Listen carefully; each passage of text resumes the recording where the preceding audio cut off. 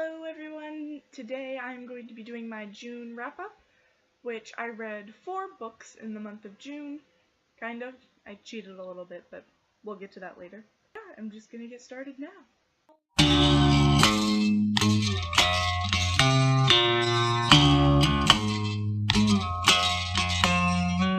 The first book that I read in the month of June was The Queen of the Tearling by Erica Johansson, which I don't have a physical copy of because I read it as an ebook. But I gave this book a 3.5 out of 5 stars. It follows a 19-year-old girl named Kelsey, I've seen it said both ways, but I read it as Kelsia, who, she's going to be the queen of the Tearling, and she's been in hiding her entire life because so many people want to kill her, and follows her making her way to the keep where she is going to begin her reign, and, basically, it's her trying to start her life as a queen rather than a hidden girl in exile. So, I thought that the book was kind of slow at the beginning. I made a review about this one, so you can watch the full review if you want. It's not that good, but, I thought it was kind of slow at the beginning. Slow for me to get into. I thought that the pacing was actually really well done, but I just could not get attached to the characters at first, and I really didn't like a bunch of them.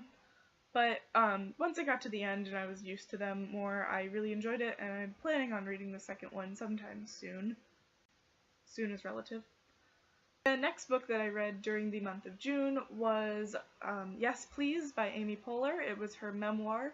She basically talks about how she got started in comedy and a lot of her time during SNL, and she talks a little bit about Parks and Rec and a lot about her family as well. So I gave this one also a 3.5 out of 5 stars because I thought that her writing was excellent, very surprisingly good, borderline poetic at some points. But overall, it kind of made me realize that I don't care about celebrities, and I probably won't be reading another celebrity memoir for a long time because it's just not what I'm interested in.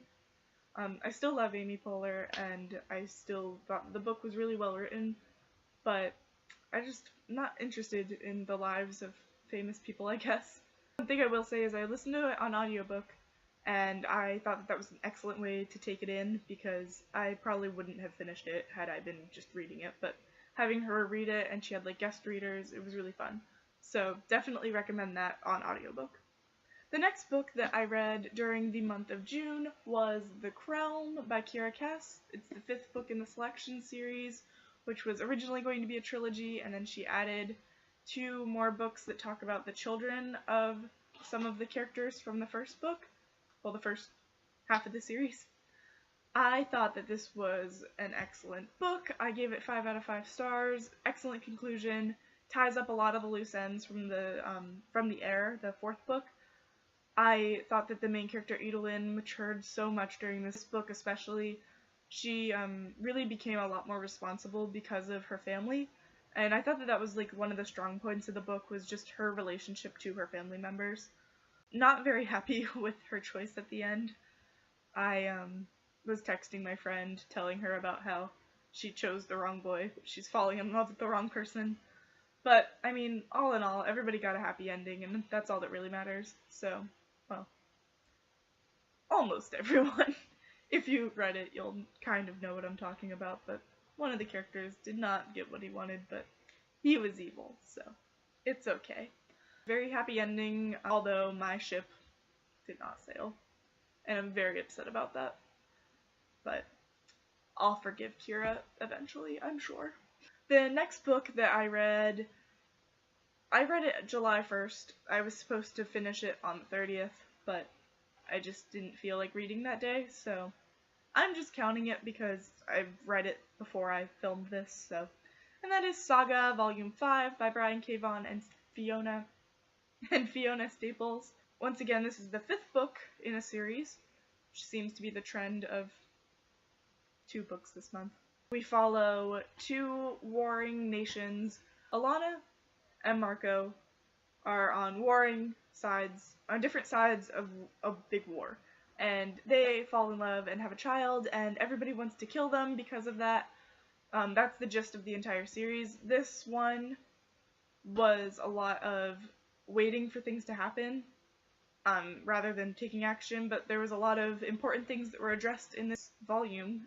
I was very happy with this one. I thought that it was another excellent installment in the Saga series, and I am very excited for the next one to come out next week, even though I probably won't be reading it until at least the end of the month, because I'm not allowed to buy books right now.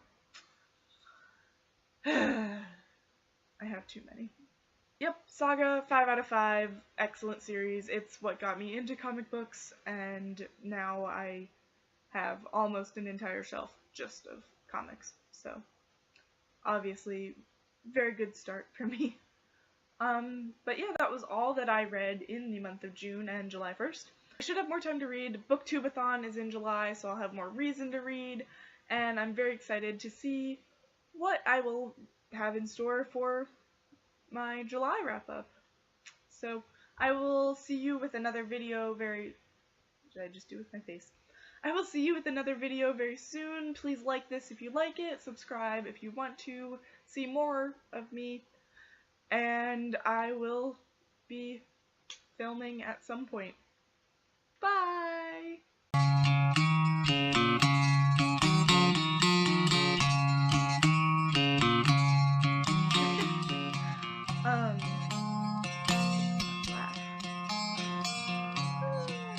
Lost my train of thought. So yeah,